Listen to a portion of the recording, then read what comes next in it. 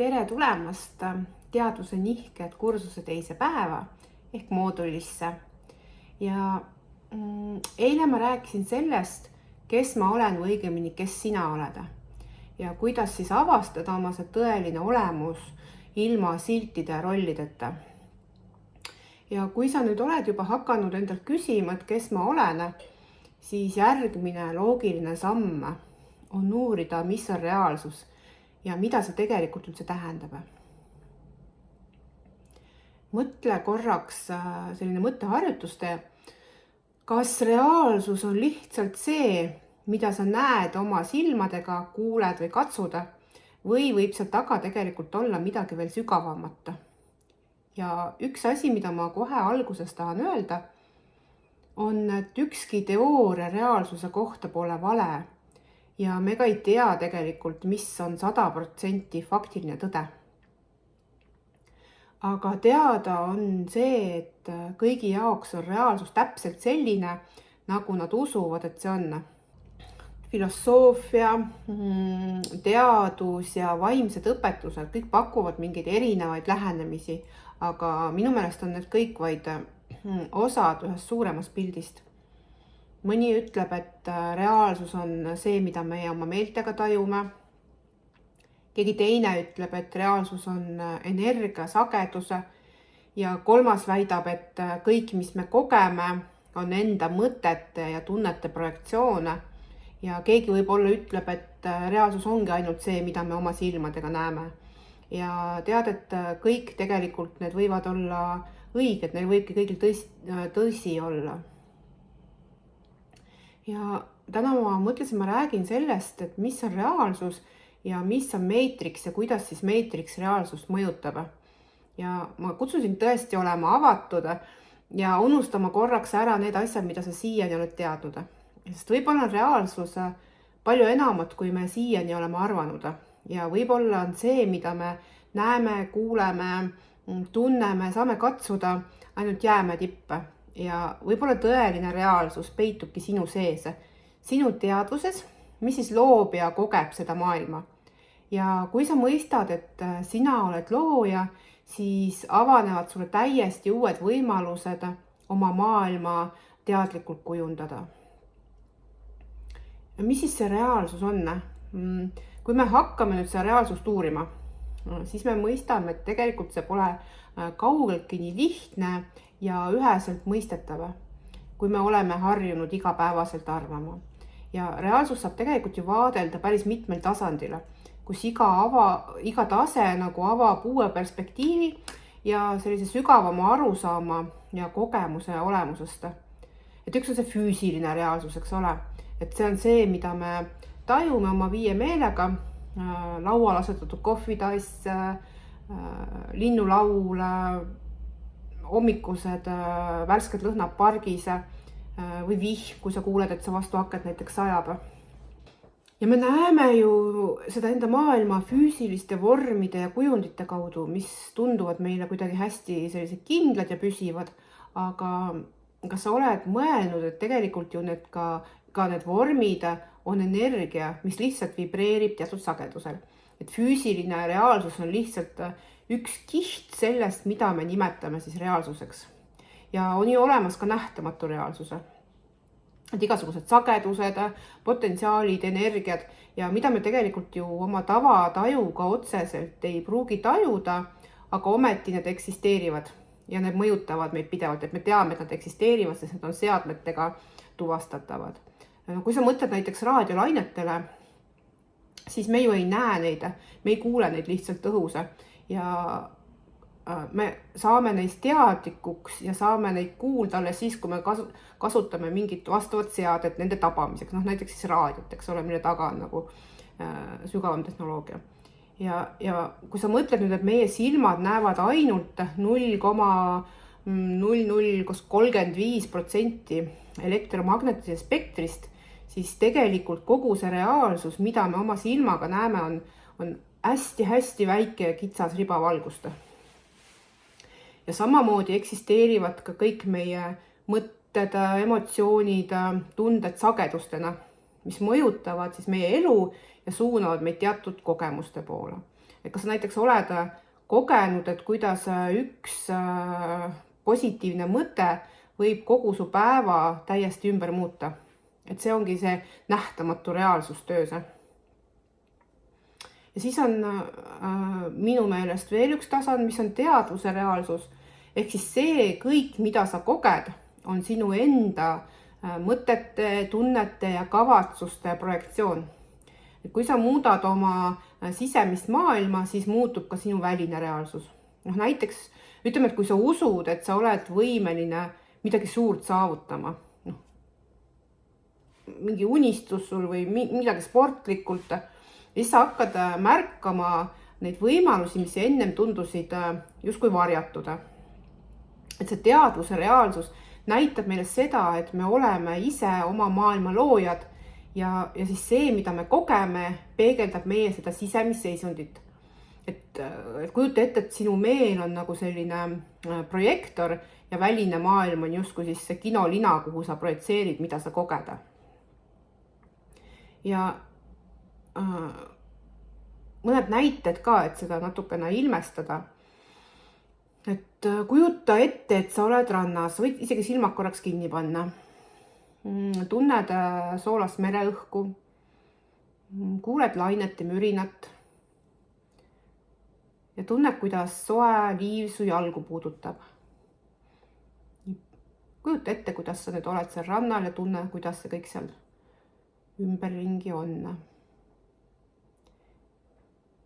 Ja see tundub ju sinu kujutluses täiesti reaalne. Ja nüüd ma küsin su käest, et kui sa suudad seda tunda, kas see pole siis mingil tasandil reaalsuse? Et see ju on olemas, vahet ei ole, kus kohast on, aga sa saad seda kõike haarata, seda tunda, neid emotsioone, lõhna isegi.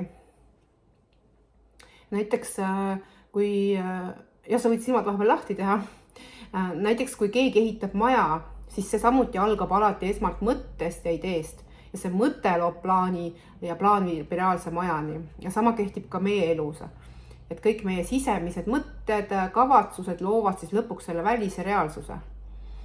Ja teaduse vaatenurk sellel on, et kvantfüüsikas on leitud, et vaatleja mõjutab hästi tugevalt seda, mida ta vaatleb. Et kvantosakesed näiteks võivad eksisteerida mitmes kohas korraga, kuni siis vaatleja nende selle positsiooni fikseerib. Ja see näitab hästi tugevalt seda, et meie tähelepanu ja valikud mängivad reaalsuse kujunemisel ja loomisel olulist rolli. Ma toon ilmestamiseks mõned huvitavad faktid ja lisamõtted selle reaalsuse kohta. Näiteks kvantfüüsikast on tehtud palju mõttekatseid, näiteks Schrödingeri kass näitabki, et osakesed võivad olla siis kahes olekus korraga, kuni siis see vaatleja neid seda fikseerib. Näiteks, et kass võib olla kastis ja karbi sees ja ta võib olla üheaegselt nii elus kui surnud. Ehk kummaline mõelda, eks? Aga see tema olek saab fikseeritud või kindlaks siis, kui keegi teda vaatab ja vaatleja vaatab teda. Ja see näitab hästi tugevalt minu meelest seda, et meie tähelepanu ja teadvus mängivad reaalsuse kujunemisel aktiivset rolli. Ehk et siis kvantfüüsikas on tõestatud seda, et osakeste käitumine muutub vastavalt ja sõltuvalt sellele, kas neid jälgitakse või mitte. See tähendab siis seda, et meie teadvus mõjutab füüsilist reaalsust isegi sellisel baastasandil. Ja hästi palju on arutletud simulatsiooniteooria üle. Mitmed filosoofid arvavad, et meie reaalsus on arvutisimulatsioon. Ja Elon Musk on öelnud, et see tõenäosus, et me ei ela arvutissimulatsioonis, on 1 miljardist. Et see on nagu päris väike võimalus tema meelest. Ja kõik see, mida me näeme, tegelikult ei ole ju reaalajas. Et meie aju töötleb kõike teavet, mis me enda ümbert saame, näiteks läbi silmade viitega. Ehk et kõik, mida me päriselt siis tajume või kui see info meieni jõuab, on tegelikult juba minevik. Et me elame pidevalt sellises nagu ajamullis. ja seetõttu nagu see reaalsuse arusaam on kogu aeg nagu nihkes. Ja reaalsuse kohta on ka päris palju vanades õpetustes räägitud, näiteks hinduismis ja budismis nende järgi on füüsiline maailm maja, illusioon siis, mis varjab tegelikult siis seda jumalikku tõde. Ja Buda ongi öelnud, et kõik, mida me näeme, on meie mõtete projektsioon. Et huvitav, eks ju, kus tema seda siis juba siis teadis. Huvitavaid fakte ka näiteks meie DNA-st, et umbes 98% meie DNA-st on siis päris pikka aega peetud selliseks prügi DNA-ks ja uuringud näitavad, et tegelikult see reageerib meie emotsioonidele ja keskkonnale. Et see tähendab, et meie keha on nagu programm, mida saame siis oma mõtetega ümber kirjutada. Ja selle üks nagu hästi näide on placebo-efekt. Et kui tuuakse ravimid välja või tehakse ravimikatseid, siis tehakse alati ka placebo-efekt, kus siis patsient usub, et ta saab tõhusat ravimit või sama ravimit, mida siis antakse teisele uurimisgrupile. Ja üllatuslikul kombel seda ravimit võtmata võivad inimesed terveneda või saada siis täpselt sama efekti, nende keha toodab sama keemiat nagu sama ravim. Nii et see näitab, et tegelikult meie uskumused võivad seda füüsilist reaalsust otseselt ja väga tugevalt mõjutada. Ja selle energiate ja sageduste kohta on üks hästi lihtne ja tore asi, mida sa võid proovida, et näiteks kui sa hõõrud oma käsi kokku ja tunned nende käte vahel siis soojust või natuke liigutad käed eemale, siis tunned sellist vibratsiooni või sellist elektrilist välja. Et see ongi see keha elektriline väli, mida keha loomulikult toodab. Ja sa ei näe seda, aga sa saad seda tunda näiteks. Ja Carlos Castaneda on öelnud, et reaalsus ei ole midagi muud kui kollektiivne kokkulepe. Reaalsusega on seotud ka Matrix, mis on justkui selline programm, mis määrab, kuidas me seda reaalsust siis kogeme. Ja paradoksaalselt on see süsteem ka ju meie enda looming, mis võimaldab meil kogeda vastandlikkust, kontraste, näiteks hirmu, armastust, nappust, küllust, et me saaksime seda inimeseks olemist üldse kogeda. Ja meie füüsiline keha toimib siin nagu avatar, mis aitab meil siis seda reaalsust kogeda ja selles aktiivselt osaleda. Ja see meie keha ongi nagu mitte meie ise, vaid siis see tööriist, avatar, mille kaudu me saame siis seda elamist kogeda. Ja selle Matrixi eesmärk ei ole meid vangistada, kui me oleme ta ise loonud teadvusena, vaid pigem pakkuda võimalus kogeda, mängida, kogeda erinevaid õppetunde ja võimalus siis ärgata sellele teadlikule loomisele, et sellele, kes me päriselt oleme. Ja kuigi see Matrix tundub sageli selline kindel ja muutumata, on tegelikult hästi paindlik ja avatud muutustele, kui me lihtsalt õpime seda teadlikult märkama ja juhtima. Ja see Matrix koosneb siis igasugustest uskumustest, normidest, ootustest, mida me elu jooksul omaks võtame. Ja need mustrid siis kujundavadki seda meie elukogemust, luues luues illusiooni piirangutest ja sellisest automaatsest käitumisest. Meie see eesmärk siin tegelikult ei ole sellest Matrixist ainult ärkamine, vaid ka selle mõistmine, et see on üks osa meie enda loovusest. Ja kui sa oled kunagi vaadanud võib-olla Matrixi filmi, siis sa tead, kuidas Neo avastab, et kogu tema elu oli illusioon. Simulatsioon siis, mida kontrolliti väliste jõudude poolt. Kui ta sai siis sellest teadlikuks, siis avanes talle võimalus võtta vastutus oma reaalsuse eest ja seda muuta. Ja täpselt sama kehtib tegelikult ka meie elus. Me saame kõik selle filmi nagu reaalsesse ellu üle tuua. Meie uskumused ja piirangud ongi sageli need, mis hoiavad meid nendes programmides kinni. Näiteks, et kui sa usud, et raha teenimine on raske, siis see muutubki su reaalsuseks. Et sa teedki kõike selleks ja üritad leida tõestust selles, et see raha teenimine ongi raske. Või kui sa oled näiteks harjunud tundma, et sa pole piisav, näed sa jälle elu läbi selle filtri, et sa paned justkui need mitte piisavuse prillid ette. Nagu, mida me eelmises moodulis rääkisime, kõik need sildid, rollid. Ja seega see nagu Matrix ei ole lõplik kindel süsteem, et see on paindlik ja avatud muutustele. Ja ma toon näiteks mõned Matrixi programmid, et sa saaksid aru, mida see siis tähendab või mis need on. Et näiteks tarbimiskultuur ja materialisme, et meile õpetatakse ju, et õnn ja eneseväärtus tulevadki sellest rikkusest, asjadest.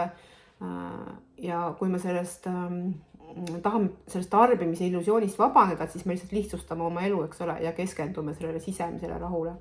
Siis on toidu- ja terviseprogrammid, et töödeldud toit, keemilised lisandid, kõik need hoiavad meid madalas energiasageduses. Ja vastupidiselt siis teadlik tervislik toit aitab tõsta seda energiat ja puhastada ka teadvust. Üks hästi suur Matrixi programm on meelelahutus ja massimeedia. Läbi selle tekitatakse inimestes sellist hirmu, ärevust, adrenaliini. Ja kui me siis valime hoolikalt, mida me tarbime, siis me saame tõsta oma teadlikkust. Üks suur Matrixi programm on poliitika, kuhu meid kõiki sisse pidevalt tõmmatakse, et kohati meil ka ei ole pääsu sellest. Mis võib-olla on üllatuslik, on näiteks haridussüsteeme. Et seal ei ole kõik, aga see programmilik nagu olemus on ikkagi nagu Matrixi programm. Kool ja ühiskondlikud ootused piiravad lastel loovust, panevad järgima mingeid kindlaid mustreid, et sa pead pähe õppima mingeid asju, et see loovus on nagu hästi tihti nagu otseses mõttes kokku surutud. Raha kella 9-st 5-ni või mis iganes kellani keegi töötab, et see ei ole halb, aga see on lihtsalt ka nagu programm, et mis ei ole tegelikult inimesele ega ka teadvusele veelgi vähem nagu loomulik. Ja me usume siis, et see raha on peamine turvalisuse allikas. Siis ravimitööstus, tervishoiusüsteem on üks väga suur programm.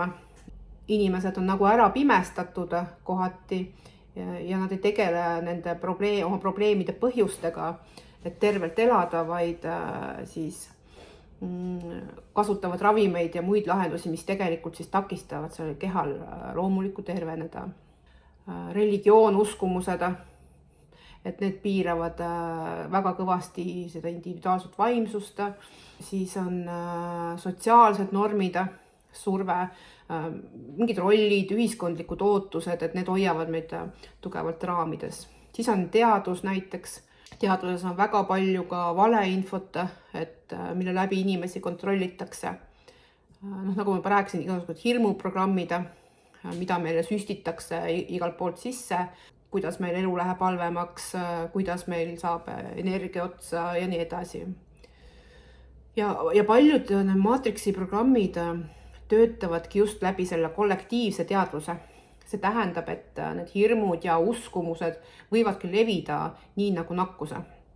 Ja see ei ole mitte ainult siis need, mis ma loetlesin, vaid ka igasugused minu meelest sellised enesearengu teemad on samuti sellised Matrixi programmid, kus tunneb inimene ennast pidevalt kuidagi haigena või ta ei ole kunagi nagu täiuslik või tervislik või alati on nagu midagi, mida peaks parandama ja paremaks saama. Et me oleme nagu tihtipeale ohvrid. Ma jaotaksingi on sotsiaalne, et kõik see ühiskonnaga seotud reeglid, religioonid, haridussüsteemid, et see on nagu see kood, mida siis meile õpetatakse, et peaks tõeseks pidama. Ja siis on see bioloogiline Matrix, ehk siis meie kehad. Meie keha on ka Matrixi üks osa, millega me saame siis selles reaalsuses asju kogeda ja energiad. Kuidas siis neid Matrixi koode on võimalik murda, et sellest ma räägin ka ühes edaspidises moodulis natukene pikemalt ja detailsemalt, kui sa mõtled, et milliseid reegleid sa jälgid ilma kahtluseta, et kas need on siis sind teenivad või on nad mingisugust Matrixi programmi teenivad. ja see Matrix ju ei pea olema vangla, et pigem me võiksime ja peaksimegi seda vaatlema kui sellist süsteemi, mis meil aitab õppida ja kasvada. Ja meie füüsiline keha, see avatar, mis meil on, et võimaldab siis selles Matrixis meil osaleda ja areneda. Ja kui sa mõistad, et see Matrix ei ole lõplik, see avaneb tegelikult täiesti uus vabadus. Saad aru, et see, mida sa ei soovi, see saab olla illusioone. Ja saad alustada hästi lihtsate sammudega, et näiteks hakkad jälgima oma enda uskumusi ja looma teadlikult uusi mustreid, mis sind siis toetavad või aitavad sind sinna, kuhu sa tahad liikuda. See Matrixist ärkamine nagu ei tähenda sellest lahkumist, vaid selles süsteemis teadlikult loojaks saamist. Et sa ei saa nagu seda muuta selle Matrixi seest, aga kui sa sealt nagu suudad välja astuda, siis sa saad seda väljaspoolt muuta. Ja kuidas siis seda Matrixi koodi muuta saab, mõned praktilised sammud. Ma räägin ühes järgnevas moodulis natukene rohkem, kuidas seda enda Matrixit luua, aga see, millest sa praegu alustada saad, on väga lihtsad asjad. Esiteks näiteks kontrolli oma sisendit. Meedia, lehed, mis sa loed, portaalid, kus sa käid, uudised, sotsiaalmeedia, filmid, sõbrad, kõik see programmeerivad su alateadlikkust. Ja püüa aru saada, et millised programmeerivad sind positiivselt ja millised näiteks kas hirmu või mingi muu energiaga. Näiteks, mida sa võid teha, et ära loe 24 tundi ühtegi meediaväljaannet ja vaata, kuidas siis su olek muutub, et ürita nagu tunnetada lihtsalt, et mis mõtted sul tekivad ja mis tunded sul tekivad. Teine praktiline samm näiteks on määra oma reeglid.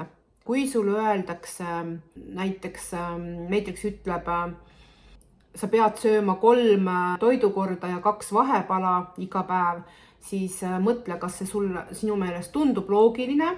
Kui ei tundu, siis sa saad alati oma reegli valida.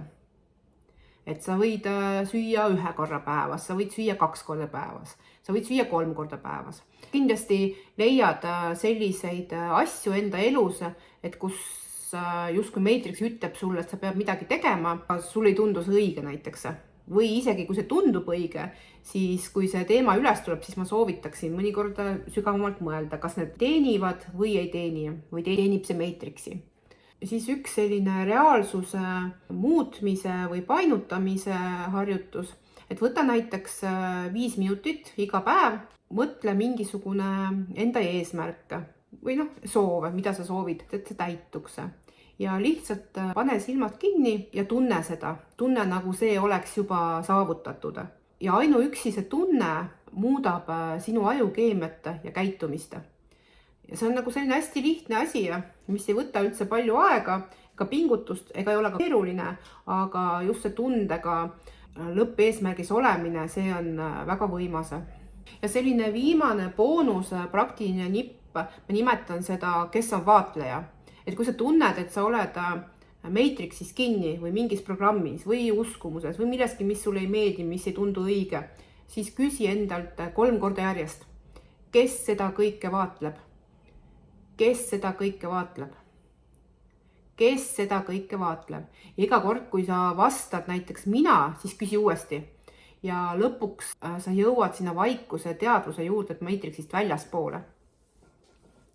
Ja need harjutused on hästi lihtsad, aga samas võimsad ja aitavad juba hakata seda sinu reaalsust igapäevast elu muutma. Et kokkuvõtteks see reaalsus ja Matrix on üsna nagu ühelt poolt keerukad süsteemid, aga teiselt poolt on lihtsad ja hästi hea on ju teada see, et see on meie enda looming. Meie füüsiline keha ja teadvus on siis need tööriistad, millega me saame seda kõike kogeda, õppida, teadlikuks saada oma sellest piiramatust loomisvõimest. Ja kui me õpime neid programme ära tundma, siis see on juba üks selline suur samm edasi selle illusiooni purunemisele. Ja kui sa juba neid ära tunned ja saad aru, kuidas need sulle mõjuvad, siis sa saad hakata neid ka teadlikult ümber kirjutama ja kujundama reaalsust, mis siis toetab sinu seda kõige kõrgemat potentsiaali. Tänaseks ongi kõik ja näeme juba jälle homme.